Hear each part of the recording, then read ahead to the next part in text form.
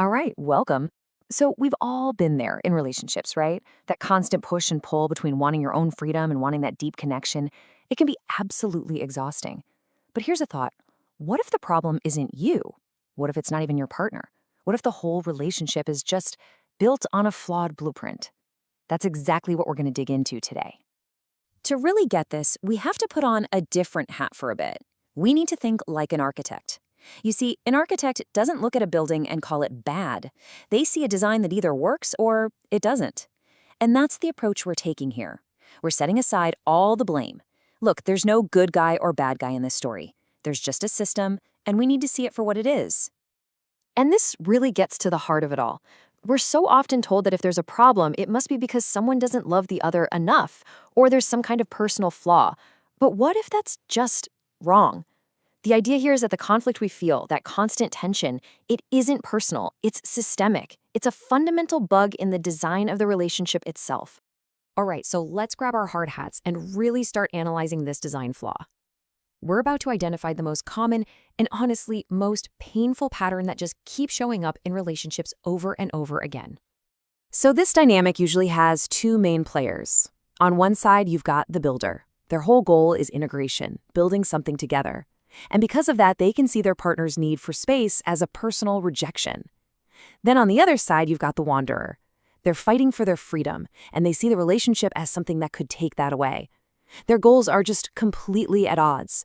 It's like one person is trying to build a shared home, brick by brick, while the other is happy to just visit, keeping their tent pitched safely in the backyard.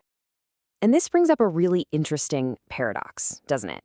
The wanderer often goes from relationship to relationship, so clearly they want connection on some level. But the second they're actually in one, everything shifts. It becomes all about protecting their own space, their time, their identity. So what's really going on there? Now, if you're the builder, this whole experience is just draining. It's heartbreaking. The source material uses this really powerful image to describe the feeling. It's like pulling a dead horse. All of your energy, all of your love, all of your effort is going into something that just isn't giving anything back. You showed up, ready to build, but it feels like you're the only one on the construction site.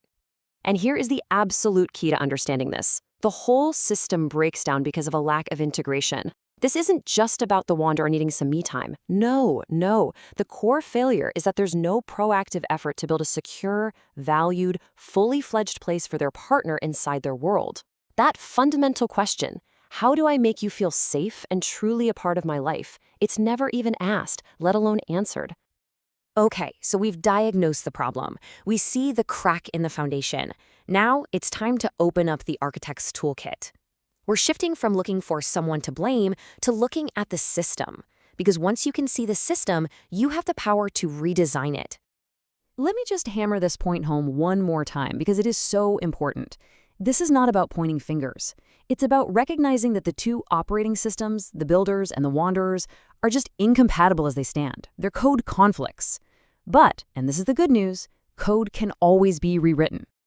And to rewrite that code, we're given 3 really powerful tools. Now, these names might sound a little technical, but I promise, the ideas are actually pretty simple and incredibly useful. First, we've got NLP reframing, which is all about reprogramming those limiting beliefs. Second is the interface, which is like our personal filter on reality.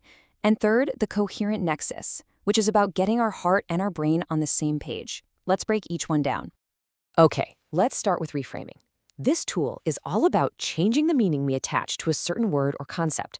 So for the wanderer, the word freedom might be mentally programmed to mean time away from my partner. That's a pretty limiting definition, right? Reframing lets us consciously upgrade that definition into something way more empowering. Next up is the interface. I want you to think of this like your mind's security software. For the wanderer, it's often set up like a really aggressive firewall. It automatically blocks anything that feels too much like a we, because it's trying to protect the I. It's a constant defensive mode, and you just can't have true integration with a firewall like that. And finally, we have the coherent nexus. Now, this sounds a bit out there, but all it really means is alignment. The problem happens when what you do and what you say you want are totally out of sync. For instance, your heart might be saying, I really want connection, but your brain is screaming, I'm going to lose myself. I need to get out of here. That internal tug of war creates a really chaotic signal. Remember that dead horse? That feeling comes from a total lack of coherence between what a person says they want and what their actual actions show. Okay, so we've got our tools, we understand the concepts. Now for the really exciting part, actually redesigning the system and building what the source calls the super version of yourself, and by extension, your relationship. So check this out. This is that reframing tool in action. The whole goal is to upgrade the definition of freedom. The old program is pretty fragile. Freedom is doing what I want without the other person. But think about it. If you need to exclude someone just to feel like yourself, are you really free? The new superversion program is so much stronger. Freedom is being fully myself with the other. Now that is real strength. Next, we reconfigure the interface. We're literally changing the settings. We shift from a defensive firewall that blocks connection to an open port that actually invites it in. A port allows data to come through. It lets another person be integrated into your world, but without that fear of your own system crashing. It's a huge shift from defense to integration. So here is the practical, step-by-step blueprint. First, the reality check. You have to look at the cold, hard facts of the situation, not what you hope will happen. Second, redesign your values. If you really want that deep connection, you've got to value integrity, what's real, more than the comfort of staying in a broken but familiar system. And third, you have to ask the integration question to test whether the system is even viable in the first place. And all of this brings us to our final blueprint. This is the moment we stop being in the conflict and start becoming a conscious creator, an architect of our own world and our own relationships. So here's a question, and this is for everybody, no matter if you see yourself as the builder or the wanderer. This isn't about getting the other person to change. This is about you. Are you willing to do the architectural work needed to build a life that actually has room for a true integrated partner? And this all boils down to the ultimate test, what the source material calls the integration question. And notice, it's not about losing yourself for someone else. It's the exact opposite.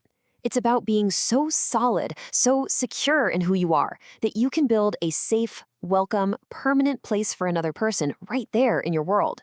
If the honest answer to this question is no, well, then you have your data. The current system is incompatible. And here it is. This is the ultimate takeaway. That whole conflict we feel between freedom and connection, it's an illusion. It's just a symptom of a badly designed system. Because in a well-designed life, a life that you build with intention like a true architect, genuine connection doesn't crush your freedom. It amplifies it. At the end of the day, you are the creator. This conflict isn't some fate you have to accept. It's a design problem, and it's just waiting for your solution. You're holding the blueprint. The final message is simple. Stop fighting the symptoms. It's time to pick up your tools. Architect your world.